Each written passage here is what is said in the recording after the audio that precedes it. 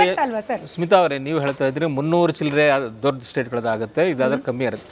C as it is it's ಕಮ್ಮಿನೇ, ಯಾಕಂದ್ರೆ population wise ಹೋಗುತ್ತೆ. ಈಗ UP ಪಾಪ್ಯುಲೇಷನ್ ಏನು, ರಾಜಸ್ಥಾನ್ ಪಾಪ್ಯುಲೇಷನ್, ಮಧ್ಯಪ್ರದೇಶ ದೊಡ್ಡ ಅಬ್ಜೆಕ್ಷನಿಗೆ ಪಾಯಿಂಟ್ ಅಲ್ವಾ? ಎಲ್ಲಿ ಜನಸಂಖ್ಯೆಯನ್ನ ನಿಯಂತ್ರಣ ಮಾಡಿವೆ ಆ ರಾಜ್ಯಗಳಿಗೆ ಅನ್ಯಾಯ, ಎಲ್ಲಿ ಜನಸಂಖ್ಯೆಯನ್ನ ನಿಯಂತ್ರಣ ಮಾಡಲಿಲ್ಲ ಆ ರಾಜ್ಯಗಳಿಗೆ ಯಥೇಚ್ಛವಾಗಿ ಅದಕ್ಕೇನೆ ನಾ ಹೇಳುದು. ಈಗ 50% ಜಾಸ್ತಿ ಮಾಡಿದ್ರು ಕೂಡ ಅಷ್ಟೊಂದು ಅನುಕೂಲ ಆಗಲ್ಲ, ಯಾಕಂದ್ರೆ ಸೊ ನಮ್ದು 28ರಿಂದ 42 ಆಗುತ್ತೆ, UP 80ರಿಂದ 120, ಬಿಹಾರ್ 40ರಿಂದ 60. ನೀವು ಓವರ್ ಆಲ್ ಲೆಕ್ಕ ಹಾಕಿದ್ರೆ ಸ್ಟಿಲ್ ದೇ ವಿಲ್ ಡಾಮಿನೇಟ್.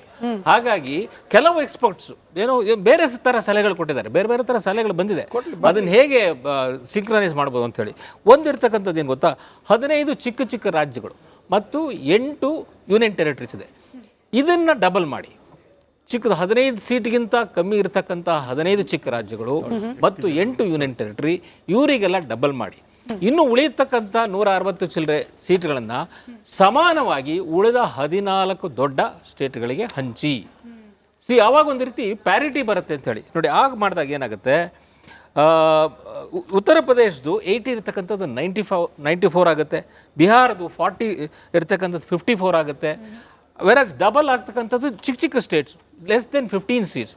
ಆವಾಗ ಒಂದು ರೀತಿಯ ಯೂನಿಫಾರ್ಮಿಟಿ ಬರುತ್ತೆ. ಅದನ್ನು ಈ ರೀತಿ ಸಲಹೆಗಳಿದೆ, ಅದನ್ನೆಲ್ಲ ತಗೊಂಡು central government also should not push through something that people will not accept. ಈಗ ಸದರ್ನ್ ಸ್ಟೇಟ್ಸು ಈಗ ಪಾಪ್ಯುಲೇಷನ್ ಕಂಟ್ರೋಲ್ ಮಾಡಿ ಅದು ಗೌರ್ಮೆಂಟ್ ಆಫ್ ಇಂಡಿಯಾ ಪಾಲಿಸಿ ಆಗಿತ್ತು. ಅವಾಗ ಆ ಪಾಲಿಸಿನ ಒಪ್ಕೊಂಡು ನಾವು ಇಲ್ಲಿ ಮಾಡಿಬಿಟ್ಟು ಈಗ ಶುಡ್ ನಾಟ್ ಬಿ ಪೀನಲೈಸ್. ಆಮೇಲೆ ಈಗ ದೇಶದ ಇದಕ್ಕೆ ಕಾಂಟ್ರಿಬ್ಯೂಟ್ ಮಾಡ್ತಾ ಇರ್ತಕ್ಕಂಥ ಸದರ್ನ್ ಸ್ಟೇಟ್ಸ್ ಜಾಸ್ತಿ, southern States and Maharashtra of course. So ನೀವು ಅದನ್ನು ಪೀನಲೈಸ್ ಮಾಡಬಾರ್ದು, ಅದಕ್ಕೂ ಏನಾದ್ರು ಒಂದು ವ್ಯಾಲ್ಯೂಯೇಷನ್ ಮಾಡಬೇಕು, ಒಂದು ವೆಯ್ಟೇಜ್ ಕೊಡಬೇಕು.